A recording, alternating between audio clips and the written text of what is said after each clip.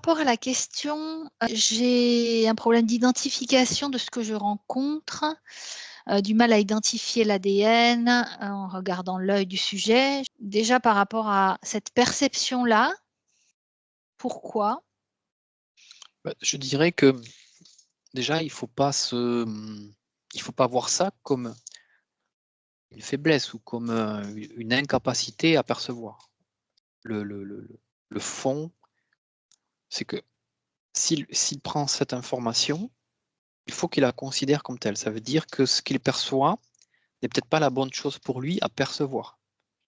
Identifier une personne à travers le regard, si systématiquement c'est, des yeux de reptilien qui se présentent, ça veut peut-être justement tout justement lui dire qu'il faut chercher un autre moyen pour lui d'identifier cette personne. Mmh. Parce que peut-être que justement le plan où il cherche cette personne, n'est pas le bon et que finalement c'est autre chose que cette personne qui se présente finalement. OK. Est-ce que tu y vois quand même un lien avec une mémoire, quelque chose par rapport à cet œil? Mais i en fait, Pour que ça se présente comme ça la plupart du temps? le Ouais. mécanisme, c'est son propre doute. Mmh. Son propre doute par rapport à sa capacité à identifier la personne, donc plus en plus il va expérimenter ce genre d'expériences qui vont rajouter du doute, en fait, il Oui. il va vraiment douter de sa capacité à identifier une personne et si peu que la 1re fois, en fait, ça n'ait pas bien marché, en fait, il est rentré dans une sorte de cycle de doute Mmh, ouais. où finalement, même si une personne se présentait à lui, eh bien, le doute ferait ressurgir en lui une mémoire qui, mentalement, projetterait une image qui n'est pas finalement l'image de la personne qu'il attend. D'accord. Tu vois ce que je veux dire? C'est qu'il serait leurré, en fait, par, Ouais, par son une doute. image mémorielle, qui serait plus d'ordre mental d'ailleurs, hem, Toi, tu vois ou plus d'ordre mental? alors De il y a les 2. croyance, ce serait Il quoi? Ouais.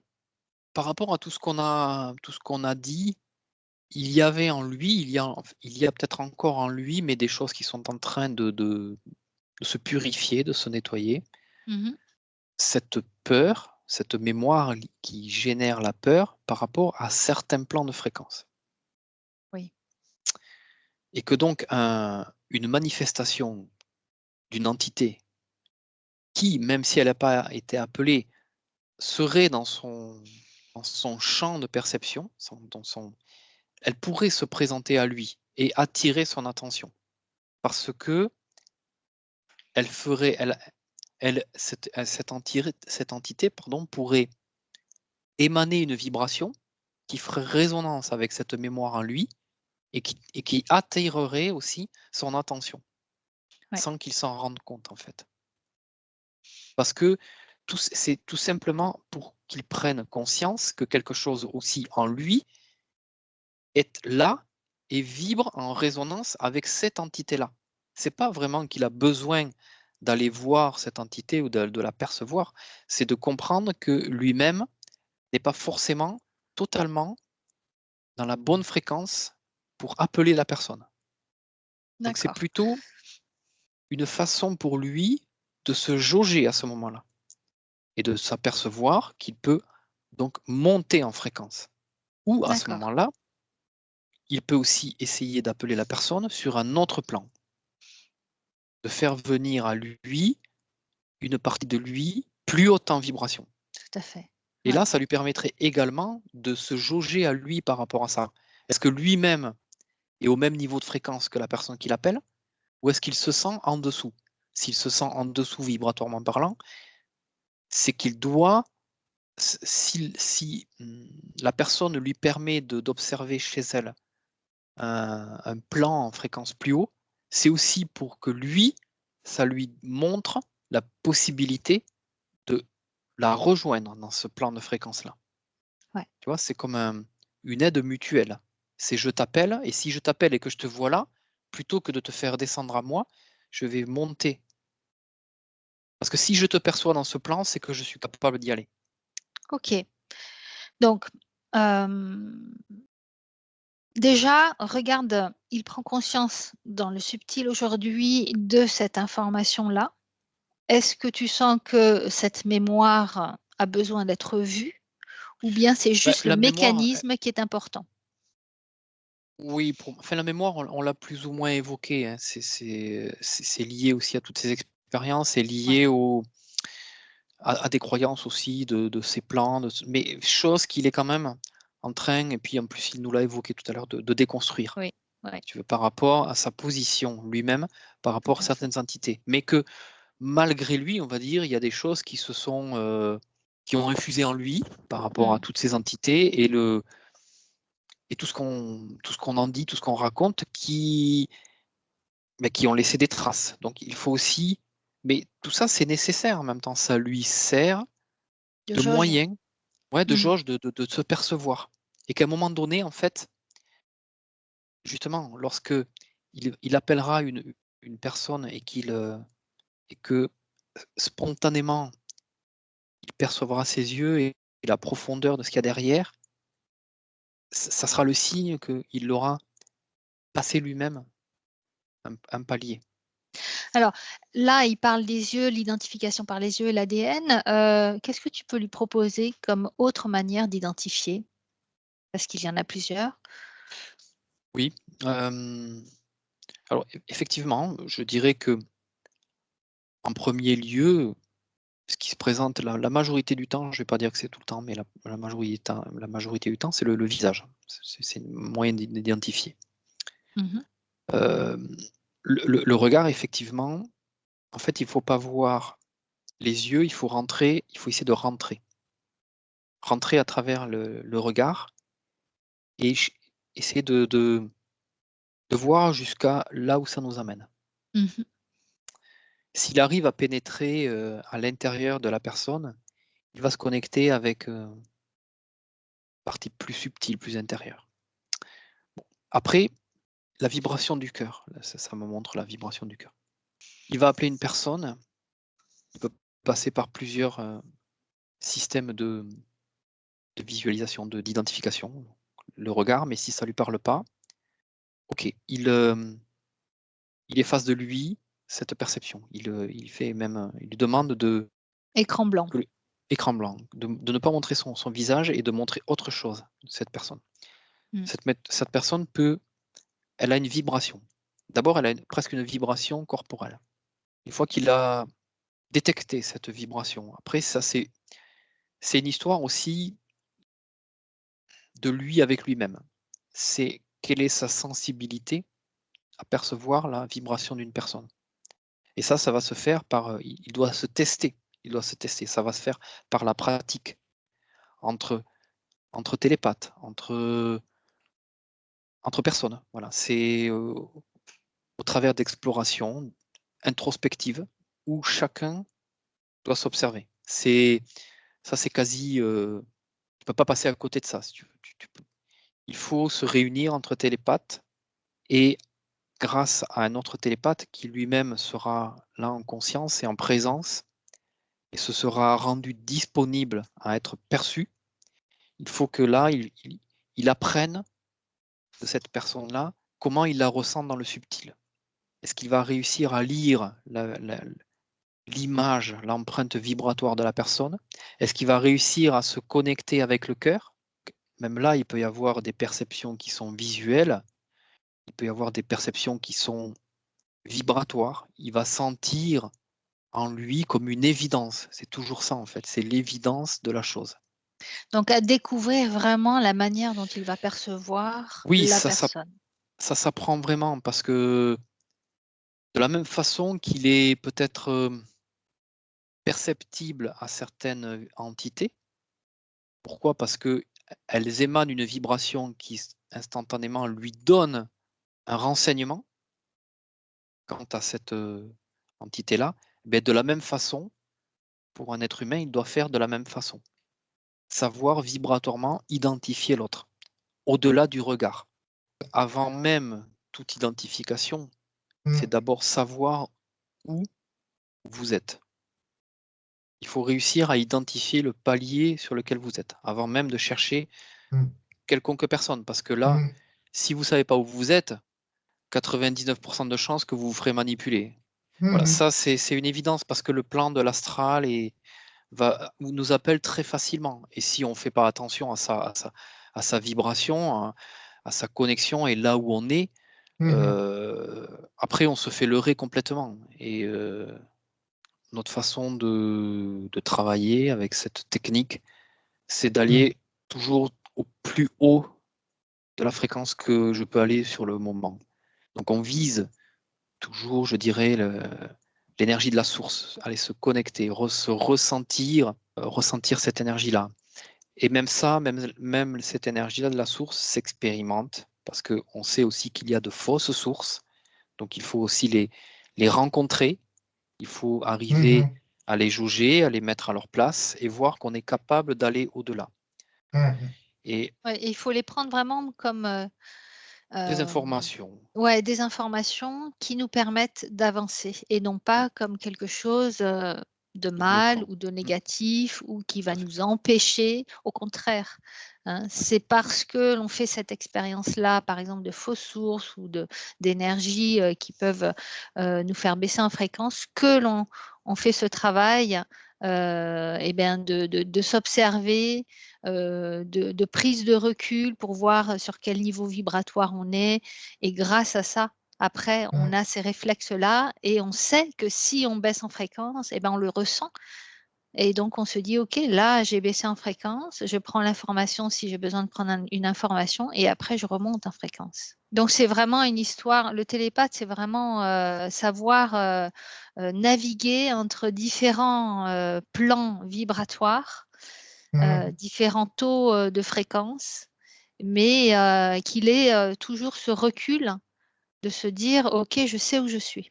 Ça, c'est important. Comme je dis très souvent, hein, la télépathie, c'est d'abord une rencontre avec soi-même. Hein. Oh Mm. oui. Oh Voilà, oui. ça nous permet Mhm. en nous libérant, d'accéder à d'autres espaces. Et puis petit à petit, voilà, on voit notre progression, on la ressent. Et après, ça nous permet justement d'élargir en fait notre spectre, notre champ Mhm. d'action Mhm. pour Mhm. nous et pour les autres aussi. C'est plus une sorte d'angoisse liée à la déconstruction de votre ancienne condition, où les mémoires, eh bien, elles s'accrochent et comme en plus elles ont été vécues dans la chair, hein, et au Mhm. niveau de Mhm. l'essence, Mhm. il y a des mémoires qui sont engrammées. Donc tout Mhm. ça, ça fait partie du mécanisme de déconstruction et de réinformation aussi au niveau de vos cellules, au niveau de votre Mhm. ADN, au niveau de votre essence. Donc c'est normal qu'il y ait une période un petit peu confuse. euh, Mhm. et c'est la métabolisation, c'est ça la métabolisation. Et à un moment D'accord. donné, Mhm. eh bien, Mhm. vous lâchez prise là-dessus et vous allez passer à autre chose. Vous saurez que ça fait partie de vous, mais à un moment donné, ça ne sera plus là que comme des mémoires, au contraire disponibles qui Mhm. seront Mhm. présentes comme des outils et non plus comme des faiblesses qui vous incombent, qui vous Mhm. touchent. Voilà. Tout à Oui, fait. c'est Ça votre sera de Mhm. particularité l'expérience. Ouais. finalement. Juste, je voulais revenir aussi parce qu'il parlait d'ADN tout à l'heure, il me semble. Ouais. Mhm. Que Mhm. j'avais pas répondu à ça, mais après, c'est un moyen comme un autre d'identifier la personne. Je dirais que vous pouvez demander à cette personne de vous montrer son ADN. Mais en même Mhm. temps, c'est pas le fait de l'avoir qui va vous indiquer que c'est la bonne personne. C'est toujours la fréquence, la vibration de ce qui Mhm. émane d'elle. On va dire, vous serez toujours dans un travail de recherche intérieure de cette information vibratoire. Comment elle parvient jusqu'à vous? Voilà. Mhm. Comment l'entendre et vous dire à l'intérieur, oui, c'est évident, c'est elle. C'est bien de pouvoir identifier aussi les choses visuellement, mais on va dire que ça ne suffit pas. Il faut toujours que ça s'accompagne de quelque chose de plus subtil. Parce que Mhm. on sait, on sait que dans le subtil, visuellement, on peut être flouté, on peut être leurré par des Mhm. projections, des hologrammes, des choses comme ça qui se trimballent. Et donc, c'est bien voilà, d'avoir plusieurs niveaux, plusieurs cordes à son arc pour identifier les choses. Ouais, ça c'est important. Mhm. Ouais, Et la d'utiliser source, plusieurs manières. Ouais. l'énergie de la source, c'est aussi comme ça, à terme, je pense que elle doit être identifiée. C'est peut-être qu'au départ, quand on dit d'aller se connecter à la source, premier réflexe qu'on a, c'est on cherche un point lumineux où la fréquence nous paraît bonne et puis on veut y aller. On veut y aller comme si c'était l'étage à atteindre. Et là, quand on est en présence de cette énergie-là, il faut sortir les outils intérieurs que l'on a pour tester cette fréquence. Parce que est-ce la vraie source? Est-ce une fausse source? Est-ce un palier de la source? C'est bien de à peu près savoir où c'est que l'on est, parce qu'en fonction de là, vont être conditionnés aussi le niveau d'information que l'on va avoir. Donc c'est quand même primordial. Mais c'est pareil, ça s'expérimente en fait. Ça se fait par l'expérimentation pour apprendre de soi comment votre corps identifie cette source-là. Qu'est-ce qu'elle évoque pour vous aussi? Qu'est-ce que c'est pour vous? Il faut, et ça s'expérimente, pareil. Parce que la source, c'est à la fois, parce que j'ai moi-même fait des expérimentations où j'ai essayé de pénétrer à l'intérieur de cette source et de toujours aller en profondeur. Et au final, à un moment donné, c'est comme si je l'apercevais à l'intérieur de moi. Comme si j'étais rempli d'elle et elle remplie de moi, où je n'arrivais plus à faire la distinction entre les deux. Et je me sentais en fait accueilli dans un espace où à la fois vous êtes déconcerté parce que vous prenez conscience de ce qu'est l'amour inconditionnel. C'est une notion que l'on nomme, mais que sur Terre, pour moi, c'est très difficile d'y accéder vraiment. On ne sait pas ce que c'est. C'est juste quand on le ressent de l'intérieur qu'on commence à avoir une sensation. C'est comme si vous vous sentiez accueilli dans quelqu'un que vous connaissez sans le connaître et qui vous donne tout. Où tout vous appartient, tout est là, tout est à votre disposition. Vous ne faites plus qu'un avec ça. Et quand vous avez expérimenté ça plusieurs fois, c'est pas qu'à chaque fois vous allez y revenir parce que vous-même vous êtes dans votre propre condition et vos propres faiblesses du moment et que on n'a pas tout le temps accès à ces paliers-là. Mais au moins, vous pouvez intérieurement rechercher en vous cette vibration et la mettre en cohérence avec ce qui se présente à vous. Et vous savez spontanément que la source à laquelle vous êtes connecté, c'est au moins une partie de la source originelle qui vous accueille et que vous êtes au bon endroit pour pouvoir introspecter, pour pouvoir visualiser des choses, où vous serez aussi protégé vous-même. Et où justement, lorsque se présentera des sources d'énergie vibratoire plus basses, eh bien, le fait d'être là vous permettra de les identifier instinctivement et sentir qu'à un moment donné, quelque chose se présente et vous met dans un état bizarre. Ou si même vous, encore mieux, parce que, et c'est là où je rejoins Clarisse dans le sens où le binôme, il est fondamental, c'est que même moi, parfois, je peux être embarqué dans certaines fréquences sans m'en rendre compte. Et c'est Clarisse qui s'en aperçoit en fait, parce qu'elle me connaît très bien. Elle sait comment je suis quand je suis dans les bonnes fréquences et quand je suis impacté par un espace fréquentiel plus bas, elle sent en moi que quelque chose a changé. Donc c'est là où elle peut intervenir, me remettre, me réorienter, m'aider à me placer autrement. Ça, c'est important. Oui, c'est d'abord voilà, ce qu'on cherche à faire, c'est effectivement se placer sur le palier le plus haut en fréquence qui nous correspond et voire même essayer tout le temps de le déplacer, de le dépasser. Parce que même, vous voyez, quand Clarisse a fait l'induction, je suis arrivé dans ma montée, dans ma zone de fréquence, de confort, où on s'est rejoint avec Clarisse, on a fait des vérifications, mais elle a quand même dit, elle a quand même rajouté de continuer à se placer sur un palier de plus en plus haut. Et en fait, je m'aperçois, parce que je le vis, que c'est possible, que ça se fait même. Ça veut dire que même le palier où je suis arrivé, même si je considérais que c'était OK et suffisant, eh bien, je peux quand même monter en fréquence pour aller encore plus haut. Et de là, je sais que je peux observer d'une part tous les corps, mais où les informations qui me seront restituées par ces corps-là ne seront pas leurrées ou déviées par une autre source d'information qui pourrait même dévier l'information, parce qu'en fait, le palier d'où je l'observe va être un filtre de vérité, en fait. Tout à fait, Et que tout à fait, même oui. effectivement sur un plan vibratoire plus bas, en fréquence, on peut très bien observer tous les corps, sauf que est-ce que l'information que l'on reçoit, elle n'a pas été détournée ou déviée par un autre plan vibratoire qui me donne en fait qui me restitue une information erronée des choses que je vois.